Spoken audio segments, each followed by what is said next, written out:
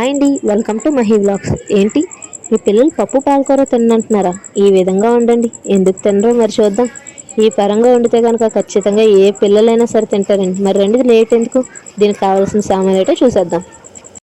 ముందుగా వచ్చి ఒక గ్లాస్ కందిపప్పు, ఒక 6 పచ్చిమిరపకాయలు, 4 కట్టలు పాలకూర, ఒక ఉల్లిపాయ, ఒక నిమ్మకాయ సైజంత చింతపండు, ఉప్పు, కారం, పసుపు. ఇప్పుడు తయారు చేసే విధానం: ఒక గంట ముందే కందిపప్పును కడిగేసి నానబెట్టుకొని పక్కన పెట్టుకోవాలి. తర్వాత నిలువుగా కట్ చేసిన ఉల్లిపాయ, పచ్చిమిర్చిని కూడా నిలువుగానే కట్ చేసుకోవాలి. కట్ చేసి అందులో వేసుకొని ఒక స్పూన్ కారం, ఒక స్పూన్ ఉప్పు మన రుచికి తగినంత, ఒక చిటికెడు పసుపు, ఒక హాఫ్ లోటా నీళ్ళు వేసుకొని ఇప్పుడు మూత పెట్టేసి పొయ్యి మీద పెట్టేసుకుందాం. కుక్కర్ని అయితే కనుక 6 విజిల్ రావాలండి. 6 విజిల్ వస్తే కరెక్ట్గా ఉడికిపోద్ది.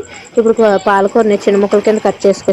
పాలకూరని ఇలా చిన్న ముక్కల కింద కట్ చేసుకొని బాగా శుభ్రం అయితే చేయాలండి. ఎందుకంటే పాలకూరలో చిన్నపాటు ఇసుక ఉంటుంది కనుక ఇక్కడ అది బాగా శుభ్రం చేసుకున్నాక ఇప్పుడు స్టవ్ మీద పాన్ పెట్టుకొని అది బాగా వేడెక్కినాక అందులో కొంచెం ఆయిల్ వేసుకొని పాలకూరని అందులో వేసేసుకొని ఈ చింతపండును కూడా అందులో వేసుకొని మగ్గనివ్వాలి. ఇందులో ఎటువంటి వాటర్ వేయొద్దు. వాటర్ అదే ఇచ్చేస్తే పాలకూర వాటర్ అనేది వగులుతుంది. చూసారు కదా, ఆ వాటర్ పరంగా అదే వచ్చేస్తుంది. ఇప్పుడు అది మగ్గనిద్దాం కాసేపు. ఇప్పుడు పోపులకి కొంచెం మినపప్పు, జీలకర్ర, ఇప్పుడు ఒక స్పూన్ ఆవాలు, ఒక 3 ఎండుమిరగాయలు, 4 రబ్బలు ఎల్లుల్లి రబ్బలు వేసుకొని పక్కన పెట్టేసుకుందాం. ఇప్పుడు పప్పు కూడా పర్ఫెక్ట్గా అయితే మనకు అయిపోయిందండి. మన పాలకూర కూడా చూసుకుందాం. పాలకూర కూడా మనకు పర్ఫెక్ట్గా ఉడికిపోయింది.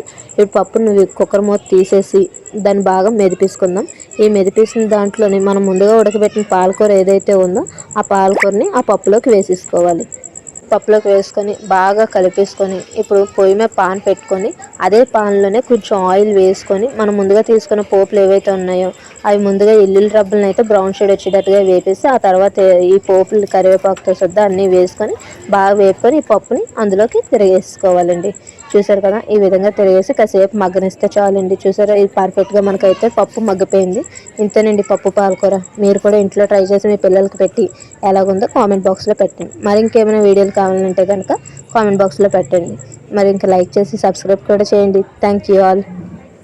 Like and subscribe, please.